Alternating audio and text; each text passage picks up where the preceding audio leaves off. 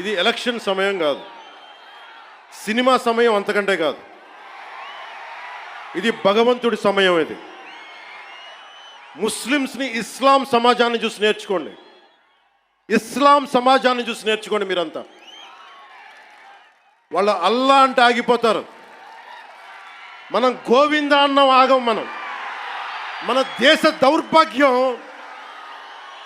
దౌర్భాగ్యం మనం హైందవ ధర్మానికి మన గౌరవం ఇవ్వం. సినిమా హీరోలకి, నేను కూడా సినిమా హీరోనే,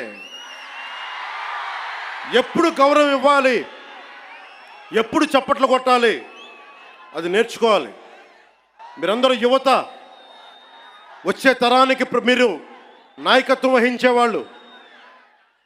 నేను వచ్చింది మీ చేతి ఇక్కడ జేజేలు కొట్టించుకోవడానికి రాలా, గొడవ పెట్టుకోవడానికి వచ్చాను.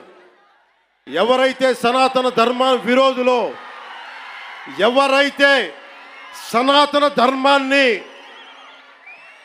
మట్టిలో కలిపేస్తామని అన్నారో వాళ్ళతో గొడవ పెట్టుకోవడానికి వచ్చాను ఈ రోజున.